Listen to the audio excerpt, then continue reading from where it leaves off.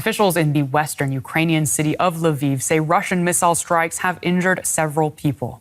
The strikes hit a fuel storage facility on the outskirts of the city, which immediately caught fire. Authorities say the city's infrastructure was damaged by the strikes, but no residential buildings were struck. Now, Lviv is located around 70 kilometers from the Polish border and has been seen as something of a safe haven for those fleeing the Russian invasion from other parts of Ukraine. I want to get straight across to DW's correspondent, Fanny Fachar. She's been reporting for us from Lviv. Fanny, tell us where you are and what's been happening. I'm in the city center of Lviv, the biggest city of Western Ukraine, and I remember during midday we heard explosions. Apparently that fuel that we've seen in the pictures, in the video, stems from a facility that was storing fuel, while according to the Lviv mayor, another rocket hit a few hours later, which apparently hit infrastructure but not residential buildings, as we hear. However, that third explosion we did not hear. We were already sheltering also ourselves in a bunker where we are actually headed in next as well, because fresh air raid sirens just started. So as a result, everyone who is out on the street at this point, and a curfew is about to start in an hour as well, need to go down and hunker down. It is going to be a quite restless night here for the citizens of Lviv. And tell us, if you can, a little bit more about what it is like in that bunker. You've been in and out, as we've been reporting, throughout the evening. Are people taking these air sirens seriously to go down there?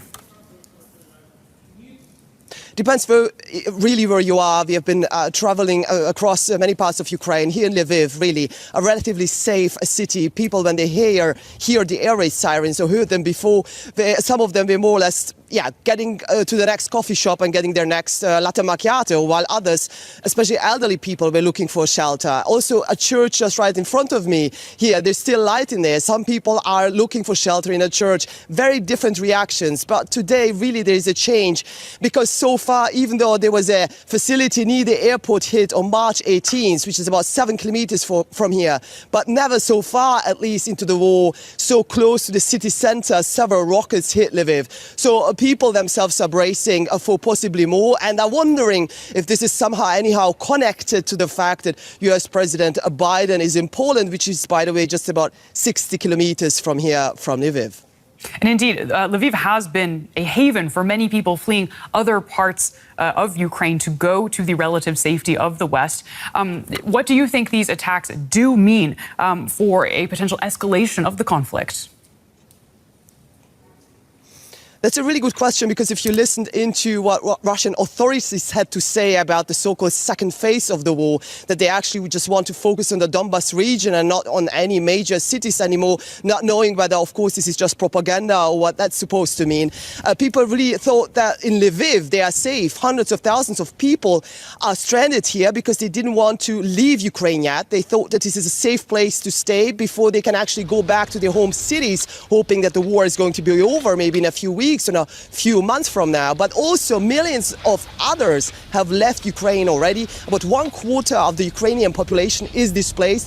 So that feeling, or that status quo maybe that some people felt Lviv has as a safe place, is definitely changing, because the war, the strategy of the war and those who fight it is changing as well. Fanny Fachar for us in Lviv in Ukraine. Thank you so much for your reporting. Please stay safe. Well, Ukraine has now seen a month of fighting that has left thousands dead and forced more than 10 million people to flee their homes. Now, Moscow has said it's shifting its focus to Ukraine's eastern Donbas region. While the Kremlin claims it has largely successfully completed the first phase of what it calls its military operation, some analysts say it could be a sign Russian President Vladimir Putin is trying to save face after failing to subdue Ukraine or capture its capital, Kyiv.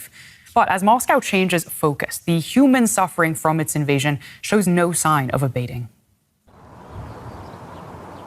Signs of spring greeted Kyiv on Saturday as Ukraine shakes off its winter and enters a new phase of war. There may be a change in strategy after Russian defeats, but there's little respite for those on the front lines of battle.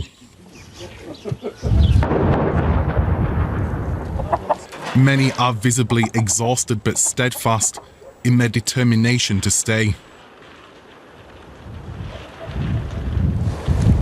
Putin came, as you can see, he says. Our children and grandchildren are dying. I'm 62. I can't leave this place. I'll stay here. If need be, I will die here. But I will not give them Ukraine. Ukrainian forces have recaptured areas on the outskirts of the capital, Kyiv. Still, lives continue to be destroyed.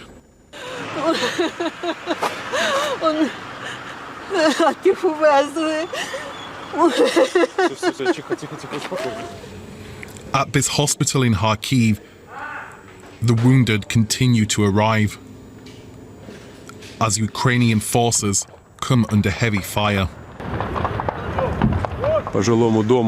In Mariupol, the damage inflicted by Russian bombs is clear. Unfortunately, nothing remains of Mariupol, and they're bombing it with savage weapons. This last week, there have been explosions like I've never heard before. They hit residential areas with rockets. Hundreds continue to flee Mariupol, saying goodbye to their decimated city and to those who must stay behind. I want to speak now to Phillips O'Brien, Professor of Strategic Studies at the University of St. Andrews in Scotland, currently joining me from Boston in the United States. A very warm welcome to the show. First, I want to ask you about Biden's remarks in Warsaw, Poland. Now, he said on Saturday that Russian President Vladimir Putin, quote, cannot remain in power. The White House already walking that back. Do you expect there to be consequences from this? I think if they walk it back quickly, I'm not quite sure what consequences Putin can do about it. I mean, he's got his military almost fully deployed in Ukraine or close to it, so he can't go to war with NATO. If he'd go to war with NATO, he'd lose in a heartbeat. So in some ways, Putin has no way to retaliate against it that wouldn't backfire on him. The White House, as you say, is already walking it back. So my guess is this will not be a major issue relatively soon. Okay, so with that cleared up, I want to ask you about the military situation. A high-ranking Russian military official said on Friday that Russia has completed the first stage of its operation and could now focus on what it called its main goal, the liberation of Donbass. At the same time, we also heard from our correspondent today that there are explosions near Lviv in the west of the country. What is to be made of all this? Well, those are not, by the way, naturally exclusive events. The attacks on Lviv would be going on if they have a limited war in the east, simply to try and slow down the movement of goods and supplies and reinforcements from western Ukraine to eastern Ukraine. Look, the move to an eastern Ukraine strategy is in some ways rational because the Russian military has been overextended. It's suffered serious losses. It hasn't been able to take any of its major objectives at this point, and it probably couldn't. The army it has now, it's hard to see how they would ever take Kiev with the force they have. So they can, in a sense, dial it down, say, okay, we never really meant to do this. It's that, what we want to do is take eastern Ukraine, and they militarily could do. They could take more of eastern Ukraine. The problem with that strategy is that how do you then do end the war? Unless Ukraine will accept that, then you end up, which I don't think they would at this point, then you end up in a permanent war with the crippling sanctions hitting Russia. So it's a militarily perhaps clever idea, but it's not quite clear how this ends the war. No, I just want to clarify.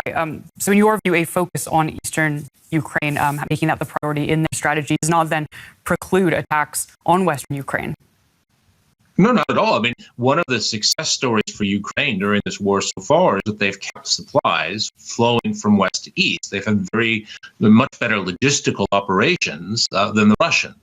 So if the Russians are in a war in the east, they're still going to want to try and keep the Ukrainians from resupplying and reinforcing their armies because the fighting would be going on. So it wouldn't be an attack to take over Lviv. It's simply an attack to destroy the infrastructure of Lviv to make a good supply. I mean, that would be a guess. We don't know at this point.